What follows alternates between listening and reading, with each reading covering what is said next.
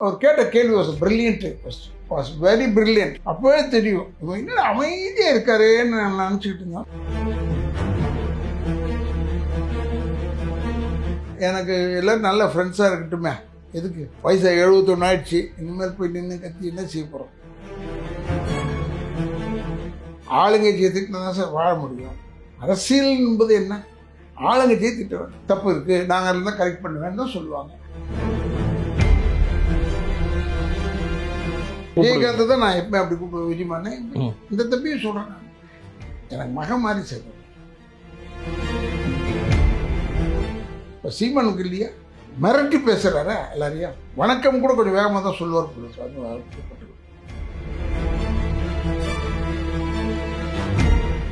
சொல்லடி வாங்காத சீமானா எவ்வளோ பேர்கிட்ட வாங்கியிருக்காரு. ஆனால்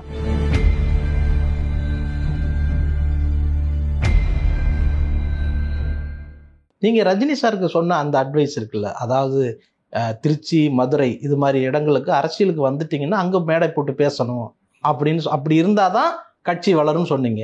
ஆனால் இன்னைக்கு விஜய் அரசியலுக்கு வந்துட்டாரு, நீங்கள் என்ன சொன்னீங்களோ அதை செய்யாமல் விஜய் ஒரே இடத்துல இருந்துட்டு அரசியல் பண்ணுறாரு. இதை எப்படி பார்க்குறீங்க நீங்கள்? எனக்கு சொல்ல தெரியல சார். ஒருவேளை இந்த சினிமா ஓடாத காரணம் என்னென்னா ஆடியன்ஸ் சேஞ்ச் ஆகிட்டாங்கன்னு சொன்னேன்ல, அது மாதிரி ஒருவேளை இப்போ ஓட்டர்ஸ் சேஞ்ச் ஆகிருக்கலாம், எனக்கு தெரியாது. நான் அவ்வளோவா அரசியல் விஷயத்துக்குள்ளே நுழையாமே தான் இருக்கிறேன். எனக்கு எல்லோரும் நல்ல ஃப்ரெண்ட்ஸாக இருக்கட்டுமே, எதுக்கு வயசு 71 ஆயிடுச்சு, இனிமேல் போய் நின்று கத்தி என்ன செய்ய போகிறோம் அப்படின்ற எண்ணமாக என்னன்னு தெரியல. ஸோ நீங்கள் சொல்கிறது இது ஒரு புதுமையாக இருக்குது. விஜயமா செய்கிறது ஒரு புதுமை. விஜயமா உலகம் தெரியாமல் இதை செய்கிறாருன்னு சொல்லி சில பேர் அவரை கமெண்ட் பண்ணுறாங்க. நீங்கள் விஜயமான்னு சொல்கிறது விஜய, ஏற்கனவே விஜயகாந்துக்கு நீங்கள் அப்படி தான் விஜயகாந்தை தான் நான் எப்போ அப்படி கூப்பிடுவேன் விஜயமானே இந்த தப்பியும் சொல்கிறேன். நான் எனக்கு மகன் மாதிரி செய்வேன். இதை நான் உண்ணாவிரத போராட்டத்திலே சொல்லியிருக்கேன் மேடையில். அப்போ நான் பெரிய அறிவாளி விஜயமன். ஏன் விஜய் இருக்காருன்னு ஏன் சொல்கிறேன்னா, நாங்கள் விக்டோரியா ஹாலில், மெமோரியல் ஹாலில் ஷூட்டிங் எடுத்துக்கிட்டு இருந்தோம். அந்த ஒரு ஃபைட்டு சர்க்கார் படத்தில் அதை எடுத்துக்கிட்டே இருக்கும்போது திடீர்னு ஒரு நாள் அவரு ரஜினி சார் தான் தரையில் பாயப்பட்டு படுத்துருவார். அப்போ அவரை கூப்பிட்டாரு. இல்லை ஆனால் ஒரு நிமிஷம் வாங்க. அவர் கூப்பிட்டாருன்னு போனேன். என்னங்க தம்பி சொல்லுங்கள். நீங்கள் ஒரு சின்ன விஷயம், 1967 ஷூட்டிங் கேஸ் ஜனவரி 12 நடந்தது இல்லையா? ஆமாம். அந்த நடந்து உங்களுக்கு எப்போ தெரிஞ்சது? சாயந்தரம் தெரிஞ்சிருக்கும். ஆமாம். அந்த சாயந்தரம் தெரியும் போது உங்கள் ஃபீலிங்ஸ்லாம் என்னவா இருந்ததுன்னு கேட்டேன். மற்றவங்க யாருமே கேட்கல சார். நீங்கள் ஷூட்டிங்னு சொல்கிறது சர்க்கார் படம் நடந்துட்டு இருக்கு, நானும் நடிக்கிறேன் அதில். அது நடிச்சிட்டு இருக்கும்போது அவர் அந்த படிக்கட்டில் தான் வருவார். நாங்கள் வில்லனுக்கு கொடுப்போம். அப்போ அவர் கூப்பிட்டு கேட்டார். எந்த சம்பவத்தை கேட்குறாரு? இல்லை, அந்த டே அன்னைக்கு ஈவினிங்கு உங்களுக்கு தெரிஞ்சதுக்கப்புறமா உங்கள் வீட்டில் எப்படி இருந்தது, ஃபீலிங்ஸ் என்னவா இருந்தது, இதை கேட்குறாரு. ஆட் சாப்பிட்டு அசந்துட்டேன் நான். ஓ, இது ஒன்று இருக்கோ, எங்களுக்கு அது ஃபீலிங்லாம் ஒன்றும் பெருசாக இல்லை.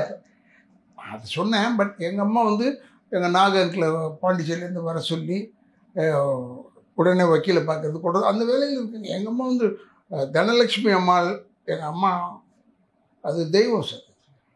அந்த மாதிரி இருந்து எல்லாத்தையும் அப்படியே பிடிச்சி கரெக்ட் வச்சு உடனே வக்கீலை போய் பார்க்குறது, மோகன் குமாரமங்கலத்தை பார்க்குறது. அதாவது அந்த எம்ஜிஆர் அப்பா 2 பேருக்கும் அந்த துப்பாக்கி சூடு சம்பவத்தை விஜய் கேட்குறாரு. இந்த உணர்வு எப்படி இருந்தது? உணர்வு உங்களுக்கு எப்படி இருந்து, ஃபீலிங்ஸ் என்ன, வீட்டில் என்ன மாதிரி இருந்தீங்க? நான் அப்போ என்ன நினச்சேன்னா, அடுத்த நாள் ஒருவேளை இவர் ஏதோ சீன் வைப்பார் போல இருக்குது, என்ன மாதிரி ஃபீலிங்கில் இருக்கீங்கன்னு தெரிஞ்சுட்டு அவர் வைப்பாரோன்னு நினச்சிக்கிட்டு இருந்தேன். பட் அதனால இல்லை அவர். பட் அவர் கேட்ட கேள்வி வாஸ் வெரி பிரில்லியன்ட். அப்போவே தெரியும் இவன் என்ன அமைதியாக இருக்காருன்னு நான் நினச்சிக்கிட்டு இருந்தேன். இப்போ கூட எல்லாருமே அவருடைய விதமே வேறையாக இருக்க. அவர் திமுக பிடிக்கலன்றது வேறு ஒரு கட்சி ஆளுங்கட்சியை திட்டினா தான் சார் வாழ முடியும். அரசியல் என்பது என்ன? ஆளுங்கட்சியை திட்ட வேண்டும், தப்பு இருக்குது, நாங்கள் இருந்தால் கரெக்ட் பண்ணுவேன்னு தான் சொல்லுவாங்க. எல்லோரும் சொல்லுவாங்க. எல்லோரும் வந்ததுக்கப்புறமா அவங்களே தெரிஞ்சுக்குவாங்க சார், இது நடக்குமா நடக்காதா, எது நடக்கும், எது ஃபீஸிபிள், அதெல்லாம் அப்புறமா அவங்களே கற்றுக்குவாங்க, எல்லோரும் கற்றுக்குவாங்க. அது ஒரு பெரிய விஷயம். உங்களுக்கு ஒன்றே ஒன்றுன்னா you must have fan followers, not fan followers. Followers வேணும். ஃபாலோவர்ஸ் இருக்காங்க அவருக்கு. இப்போ சீமானுக்கு இல்லையா? மிரட்டி பேசுகிறாரா எல்லாரையும்? வணக்கம் கூட கொஞ்சம் வேகமாக தான் சொல்லுவார் போல இருக்கு. அது வாழ்க்கப்பட்டு எனக்கு சீமான் ஸ்பீச் ரொம்ப பிடிக்கும், நான் கேட்பேன். பட் அவருடைய நிலைமைக்கு அவர் எடுத்துக்கிற முடிவுகள்ன்றது நம்ம போய் அதில் தலையிட முடியாது. அதே மாதிரி தான் விஜய் வந்து இப்போ வந்து அவர் கடைசி படம் நான் நடிக்கிறதை விட்டுட்டு சினிமாவுக்கு வரேன்னு சொல்கிறாரு. அப்போ இவ்வளோ அம்புகள் வரும்னு அவருக்கு தெரியும்ல. அது திமுகவை எதிர்த்து பேசுகிறாரு. வேறு பாரம்பரியம் உள்ள ஒரு இயக்கமாச்சு. அதை சொல்லுங்க, நீங்கள் வந்து அதை அப்படி எதிர்த்து பேசுகிறாரு, அதை எப்படி அவங்க எதிர்கொள்ளுவாங்கன்னு நினைக்கிறீங்க? எதிர்கொள்ள யாருமே எதிர்கொள்ள மாட்டாங்க. அவங்க எதிர்கொண்டு அதாவது ஒரு சாவுலையோ இல்லை ஒரு கல்யாணத்துலையோ பார்த்தாங்கன்னு வச்சுங்க, பேசாமலாம் இருக்க மாட்டாங்க, அதெல்லாம் பேசுவார். பட் எப்படி இருந்தாலும் அந்த உள்கசப்பு இருக்கும் சார். அந்த உள்கசப்புன்றது இல்லாமல் எதுலையுமே இருக்க முடியாது. திராவிடத்தை ஒழிப்பேன்னு சொன்னால் அதிமுகவுக்கும் அந்த கசப்பு வரும். ஒரு 10வது ஆளாக இருக்கலாம் இந்த மாதிரி கமெண்ட் பண்ணுறதுக்கு. ஆனாலும் இதுதான் நடக்கும்னு சொல்கிறதுக்கு சில இடத்துலலாம் இருப்பேன். பட் இருந்தாலும் இப்போ விஜய் என்ன செய்கிறாருன்றது பிடிக்க முடியாது சார். எனக்கு நான் பார்த்தேன், அவர் மீட்டிங்லாம் பார்த்தேன், 2-3 மீட்டிங் வச்சுட்டாரு. இல்லை எல்லாம் கல்யாணம் பண்ணுற இப்போ அதான ஸ்டைலுக்கு கல்யாண மண்டபத்துக்குள்ளே தானே வைக்கிறாங்க. இப்போ இருக்கிறதுலே பெரிய ஹால் எது, சிட்டி சென்டர், அங்கே வைங்கன்னு சொல்கிறாங்க. அங்கிட்ட ஒரு 2000 பேர் 3000 பேர் இருந்தால் போதும். முந்தி வந்து இப்போ ஜனங்க நாட் ரெடி சார். தெருவில் நீங்கள் வந்து பேசும்போது அது க்ரௌட் எப்போ வரும்னா அந்த எலெக்ஷன் டைமுக்கு வருவாங்க, வராமல் இருக்காது. ஆனால் விஜயோடைய அவங்களுடைய அந்த குரூப்புடைய நடவடிக்கையில் வந்து உங்களுக்கு சின்ன மனக்கசப்பு இருந்ததாக நீங்கள் ஒரு முறை பதிவு பண்ணியிருந்தீங்க. அதுக்கப்புறம் நீங்கள் வந்து அதை விஜய் வந்து சந்திச்சிங்களா? இல்லை சார், நான் இது வரைக்கும் பார்க்கவே இல்லை. விஜய் பார்க்கல.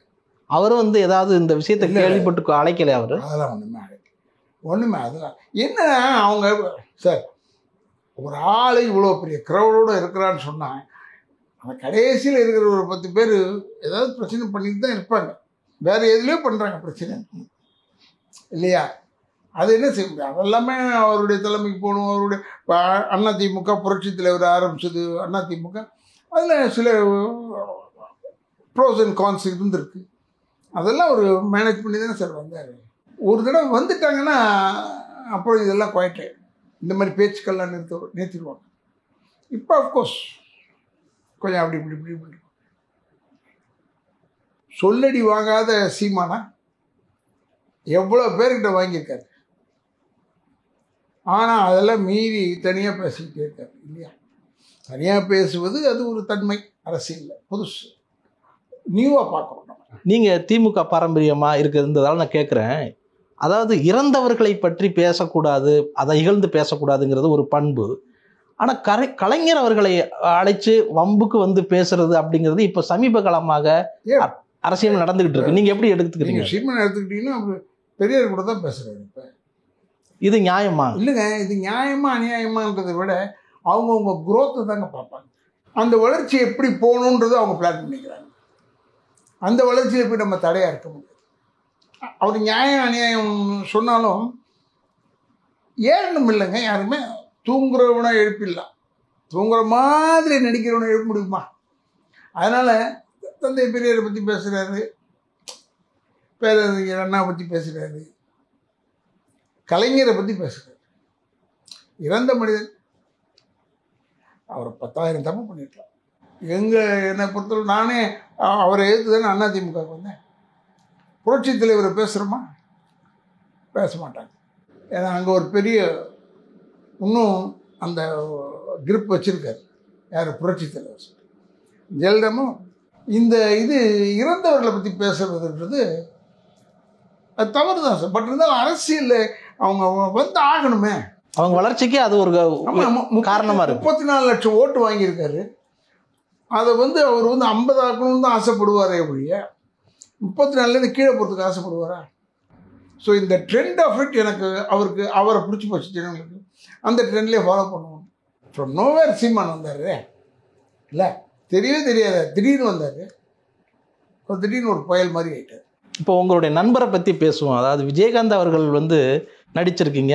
குறிப்பாக அந்த வைதேகி காத்திருந்தால் திரைப்படம் வந்து எல்லாருக்கும் பிடிச்சது. இன்னைக்கு வரைக்கும் அது வந்து ஒரு பெரிய ஒரு ஹிட் படமாக பார்க்கப்படுது.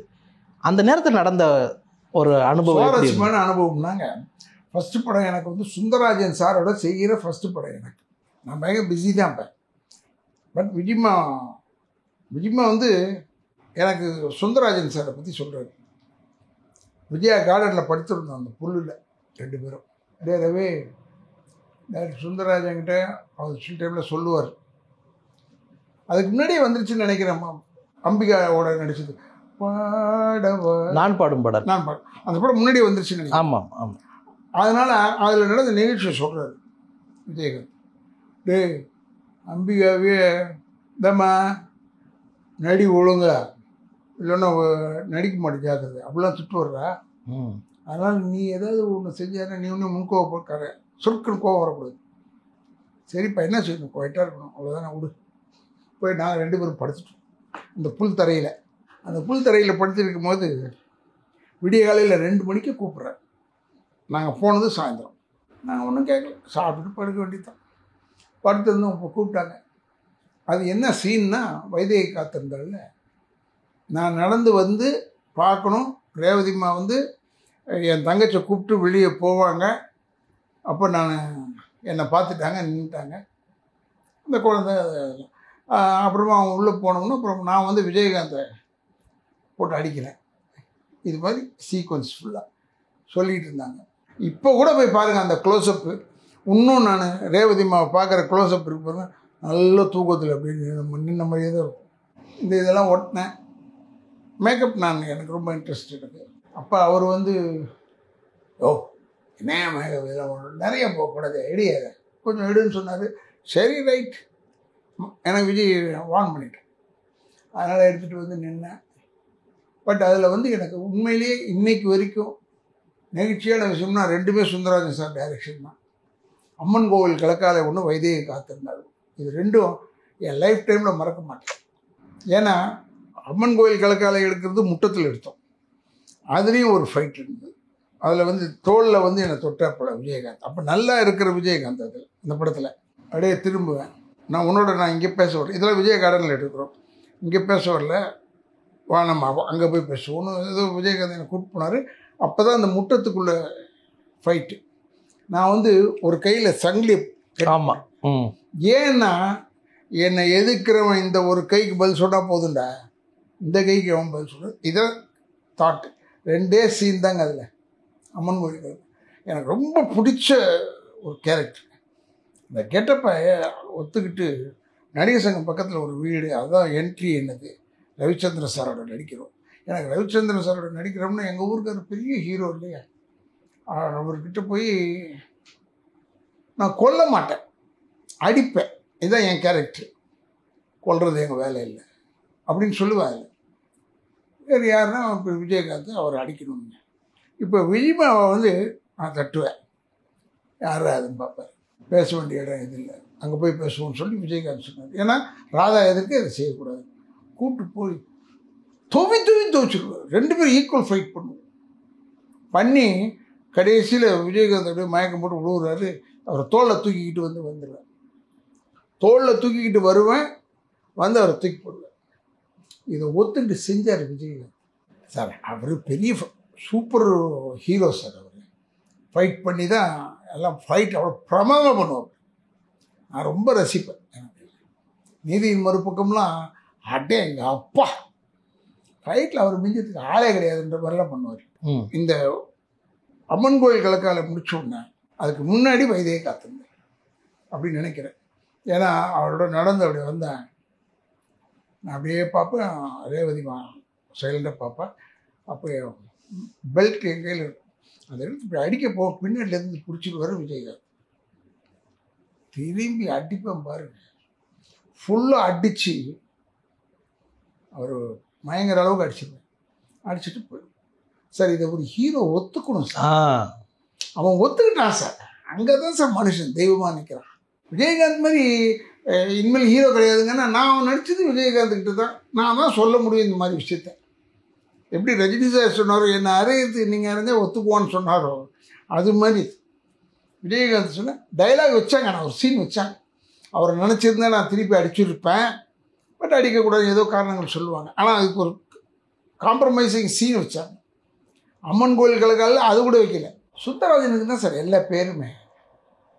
ஒத்துக்கிட்டு செஞ்சது விஜய்மா.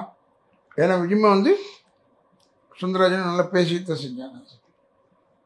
நானும் இந்த கேள்வியை கேட்டேன், எப்படி அண்ணா அடிச்சு நீங்கள் அட்ரா கதை அதானடா, கதை அதானே, நான் எல்லாரையும் அடிப்பேன்னு சொல்லிட்டு நான் அடிச்சுட்டு இருந்தேன், கதை போயிடுமே. தெய்வம் சார், கடவுள் ஆகிட்டார், முடிஞ்சு போச்சு. நான்லாம் சில நேரத்தில் அப்படி உட்காந்துருக்கும் போது சில இதெல்லாம் யோசித்து வெம்புறேன், என்னடா செய்கிறது அப்படின்னு நான் நினைக்கிறேன்னா அதுக்கெல்லாம் காரணம் வந்து இதை போன்ற நண்பர்கள். விஜயகாந்த் ஆகட்டும், எல்லாருக்குமே எங்கே சுற்றினாலும் அவருடைய பேச்சு வராமல் இருக்காது சார். அவருடைய பொலிட்டிக்கலில் வந்திருந்தாருன்னா பெரிய இடமா இருந்திருப்பாரு. அவருடைய நம்ம நினைக்கிறேங்க, நீங்கள் நினைக்கிற மாதிரிலாம் பாலிட்டிக்ஸில் வர வேண்டியது தான். வந்து ஹிட்டானா நல்லது தான். புரட்சி தலைவரே திண்டுக்கல்ல சொன்ன டைலாக் என்னென்னா, இந்த தேர்தலில் எங்கள் மாமா தான் நின்னார், மாயத்தவர். அவர் மாமா தான் கூப்பிடுவேன், ரொம்ப நெருக்கம் எனக்கு.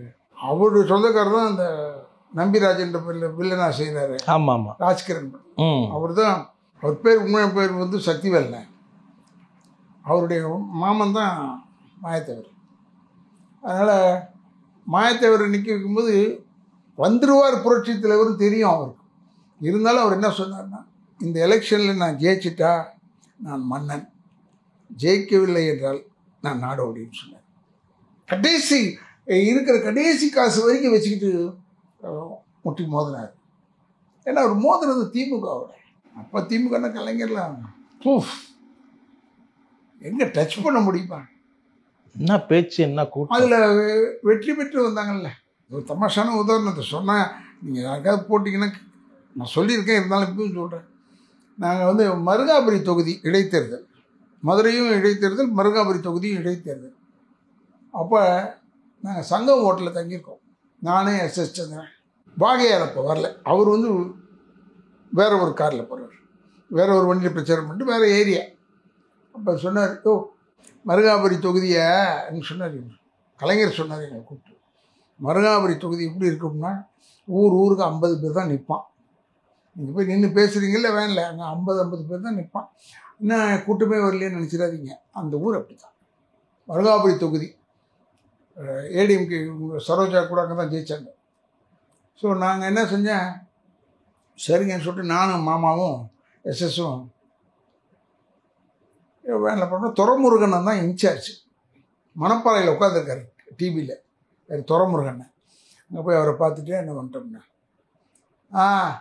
சரி ரவி இப்படி போய்ட்டு இப்படி வந்துருங்கடா சொல்லி கலைஞர் சொன்னார், நீங்கள் முடிச்சுட்டு கடைசியில் துவரங்குறிச்சியில் தான் முடிக்கிறீங்க, அதான் ஹெட் குவார்ட்டர்ஸ் அப்புறம் மருங்காபுரி. அங்கே வரும்போது நான் மேடையில் பேசிக்கிட்டு இருந்தால் உள்ளே வராத, டிஸ்டர்ப் ஆகிடும். மேடையில் பேசாமல் இருந்தால் நீ ஏறிடுங்க, நீங்கள் 2 பேரும் பேசுங்க, நானும் வந்துடுவேன் அப்படிலாம் சொன்னார். சரிங்கன்னு சொன்னார். ஃபஸ்ட்டு கூட்டமோ 2வது கூட்டமோ இல்லை 2வது 3வது கூட்டம் இருக்கும், ஞாபகம் இல்லை. அங்கே நின்று நான் பேசுகிறேன், நான் தான் முதல்ல பேசுவேன், மைக் எடுத்து பேசினேன். நம்முடைய சின்னம் உதயசூரன் வாக்களிங்க அது இது பேசி முடித்த உடனே அடுத்தது எஸ்எஸ் பேசணும். அவங்க உட்காந்துருக்கான் ரெடி. ஒரு அம்மா என்ன கேட்டாங்க, தம்பி நீங்கள் சொல்கிறீங்கன்னு சொல்லிட்டு உதயசூரனுக்கு போடுறோம், அந்த ஐயா வந்து சொன்னால் யாருக்கு போடுறது கேட்டேன். எந்த ஐயா நான் கேட்டேன். எனக்கு தெரிஞ்சு போச்சு இந்த யாரை சொல்லுதுன்னு. எந்த ஐயா? எம்ஜிஆர். எம்ஜிஆர் செத்தது தெரியும். இதெல்லாம் முனைவிக்கிட்டே இருந்து டக்குனு உட்காந்து ஏன் உட்கார ரெடியா வண்டியா நேரம் சங்கம் ஹோட்டலுக்கு போ, நேரம் திருச்சிக்கு போன்னு சொல்லிட்டேன். ஏன் கேட்ட நேரமாக நேரத்தில் இல்லை, திருச்சிக்கு கரெக்டாக நாங்கள் போய் இறங்கி அங்கே வண்டி ரெடி ஆகிட்டு இருக்கு. எல்லாம் அந்த எலெக்ஷனுக்கு ரெடி ஆகிறதுக்கு பரபரப்பாக இருக்காங்க. அப்போ நாங்கள் படிக்கட்டில் ஏறினா முதல் மாடி எங்கள் ரூம். அது படிக்கட்டில் ஏறுறோன்னு சங்கம் ஹோட்டலில் கீழே வந்துட்டார் தலைவர். எங்கள் பேட் டைம் தான் வந்துட்டு, என்ன எவ்வளோ சீக்கிரம் வந்துட்டீங்க, முடிச்சிட்டிங்களா அப்படின்னு சொல்லிட்டார். சைலண்டாவது நின்று இருக்கலாம். இல்லைப்பா நாங்கள் என்ன நீங்கள் வந்துட்டீங்க கீழே பிடிச்சாருங்க. டக்குன்னு ஒரு ரூம்குள்ளே போனார். அந்த வழியில் ஒரு டைனிங் ஹால் மாதிரி ஒரு இடம் உள்ளே கூப்பிட்டு போனார். என்ன இது சொன்னதுக்கு தான் கோவம் வந்துருச்சு அவருக்கு. முதல்ல நம்ம சின்ன உதயசூரியன்றது எல்லாருக்கும் முதல்ல சொல்லணும். அடுத்தது எம்ஜிஆர் செத்து போயிட்டாருன்னு தான் ஒன்று சொல்லணுங்க. நான் ரொம்ப ஒழுங்காக சொன்னேன். போடிச்சாரு மனுஷன் உள்ள வீட்டில் போயிட்டாரு. ஏன்னா இந்த திட்டு அந்த திட்டு இல்லை. அப்போ தான் கலைஞருடைய ரூபத்தை பார்த்தேன். அவர் அந்த கட்சி மேலே வச்சிருக்கிற நம்பிக்கை, அந்த உதயசூரியன் மேலே வச்சிருக்கிற நம்பிக்கை எவ்வளோ ஸ்ட்ராங் சார். ஜெயிக்கிறோம் தோக்குறோம் செகண்ட் பாயிண்ட். நீ ஏன் வந்த? வாங்குவாங்கன்னு வாங்கிட்டேன். அதாவது கெட்ட வார்த்தை, இப்படிப்பட்ட கெட்ட வார்த்தை இல்லை. ஏப்பா அதை வாங்கிட்டு அப்படியே நாங்கள் தலையிட்டு அவர் போனோம்னா வணக்கம் சொல்லிட்டேன். அவர் தோரம் வச்சு போகிறார் நேரம் பேசுறது. இது ஒரு அற்புதமான நிகழ்ச்சிங்க எங்களுக்கு. அந்த எலெக்ஷன் இதை மறக்கவே மாட்டேங்க. நான் சாகும் வரை மறக்க மாட்டேன். சொல்லிக்கிட்டே தான் இருப்பேன். எனக்கு அதனால தான் கலைஞரை பற்றி பேசுகிறது பெரிய சமாச்சாரம் இல்லை. அது நம்மளுடைய திறமையை வச்சு பேசுகிறோம். விஜயகாந்தை பற்றி சொல்லும்போது கலைஞரை சொல்லிடுறேன். அதே தான், இதுதான் விஜய் மட்டும் சொன்னேன். இதெல்லாம் சொல்லியிருக்கேன். நீ அவர்கிட்ட ஒழுங்காக இருக்கணும்டா. ஒழுங்காக தான்டா இருந்தேன். இப்படி பேசுனதுக்கு தான் இப்படி பேசினார் சொன்னார்ரா அவன் சிரிப்பான். பட் எனக்கு என்ன விஜயகாந்த்கிட்ட பிடிச்ச விஷயம்னா, எல்லாரும் சொல்கிறது கேட்டு கலைஞரை கடைசி வரைக்கும் அண்ணன் கருணாநிதி தான், அண்ணன் கலைஞர் அவர்கள் தான் சொல்லுவார். அண்ணன் தான் சொல்லுவார். அந்த இடத்துலேருந்து ஒரு ட்ராப் கூட கீழே இறங்காது. விஜயகாந்த் மாதிரி ஒரு பிறவி யாராவது இதில் சினிமாவில் வருவாங்களான்றதுலாம் எனக்கெல்லாம் ஒரு $1000 கொஸ்டின். விஜயகாந்த் புரட்சி தலைவர் மாதிரி வராரு, அவர் இருந்திருந்தால் அரசியலில் வந்திருப்பார், அதெல்லாம் தான் நான் சொல்லுதேன். இருந்தால் வருவார், டெஃபினட்டாக வந்திருப்பார், அதுக்கு போராடுவார். அதெல்லாம் அப்படிப்பட்ட மனுஷன் தைரியமாக எந்த கட்சியை அண்டி உள்ளே வந்தாரோ எதிர்கட்சி தலைவராக, அந்த கட்சியே கேள்வி கேட்டவர் தான் அவர். அதோட அவருடைய இயல்பு, அது இயல்புங்க. அதை அவர் மாற்றி போயிட்டு நம்ம அதில் தடுக்க முடியாது. அவருடைய இயல்பு. உண்மையிலேயே அவங்க மனைவிலாம் நான் ஏன் ரொம்ப பாராட்டுறேன்னா, அந்த அம்மாவை அவங்க இன்னும் அரசியல் கட்சியில் இப்போ விஜயகாந்த் சார் அந்த கட்சியவே க்ளோஸ் பண்ணக்கூடாதுன்னு பண்ணுறாங்க. எதுவாக இருந்தாலும் அவர் மாதிரி ஒரு மனிதனுக்கு மனைவி அவங்க வாழ்ந்தது எவ்வளோ கஷ்டமாக இருந்திருப்பாங்கன்றது எனக்கு தெரியுது. ஆனால் நீங்கள் இப்போ கட்சி அவங்க கட்டுக்கோப்பாக கொண்டு போயிட்டுருக்காங்களா அப்படின்னு நினைக்கிறீங்களா? I think so. கட்சி அந்த கட்டுக்கோப்பாக தான் வச்சுருக்காங்கன்றது எனக்கு தெரியுது. ஏன்னா எல்லா இடத்துலையும் போனால் உங்களுக்கு நல்ல க்ரௌடு வருது சார். க்ரௌடு வர்றதே எப்படின்னா, இயற்கையான க்ரௌடு செயற்கையான க்ரௌடுன்னு 2 இருக்குது சார். அரசியலில் வந்துட்டோம்னா நீங்கள் எவ்வளோ பெரிய க்ரௌடாக இருந்தாலும் சரி, முன்னாடி 10 ரூபாவில் கை தட்டுறோம், மீதியெல்லாம் சும்மா இருக்கோன்னா ஏற்படுத்தப்பட்ட கூட்டமாக இருக்கும். இழுத்து வரப்பட்ட கூட்டம், இழுத்து வர கூட்டம் தான். அதெல்லாம் தானாக சேர்ந்த கூட்டம், தானாக சேர்ந்த கூட்டம் கிடையாதுங்க. ஆனால் தானாக சேர்ந்த கூட்டம் கடைசி வரைக்கும் நிற்கிறான் பாருங்கள், அது தானாக சேர்ந்த கூட்டம். அதை டெஃபினட்டாக அவங்களுக்கும் பாப்புலாரிட்டி கெயின் பண்ணுறாங்க. அவங்க பேசுகிறாங்க, நல்ல ஸ்ட்ராங்காக பேசுகிறாங்க. சில இன்டீரியர் மேட்டர்ஸ் பூரா அவங்களுக்கும் நல்லா படித்தவங்க அவங்க. ஆனால் அவங்க கடைசி காலத்தில் விஜயகாந்த் அவர்களை ஹேண்டில் பண்ண விஷயத்த, அதாவது அவங்கள நடத்தி கொண்டு போன விஷயத்தில் எல்லாரும் விமர்சனம் அப்படிதான் சொல்லுவாங்க. நல்லா சேர்த்து ராஜேஷே தப்பு சொல்கிறாங்க.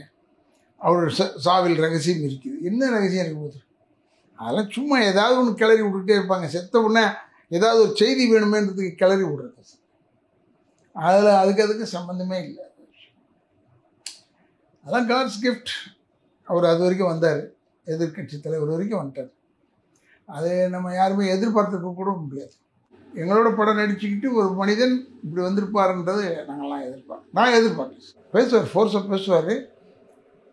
இருந்தாலும் ஐ டிட் நாட் எக்ஸ்பெக்ட் இது இப்படி வருவாருன்றது நான் எதிர்பார்த்தேன். சார், நீங்கள் திரையுலகத்தில் 50 வருடங்கள் ஆயிடுத்து, 51 வருடங்கள் ஆயிடுத்து. இன்னும் உங்களுக்கு விழாவே எடுக்கணும், அதை எடுப்பாங்கன்னு நினைக்கிறேன். ஆனால் உங்களுடைய அரசியல் வாழ்க்கையில் இப்போ நீங்கள் ஒரு பெரிய இடத்துக்கு போயிருக்கணும் அப்படின்னு நான் நினைக்கிறேன் தனிப்பட்ட முறையில். சார், அரசியல் என்ன சார் பெரிய இடம் இருக்குது? முதலமைச்சருக்கு ஒரு சீட்டு தவிர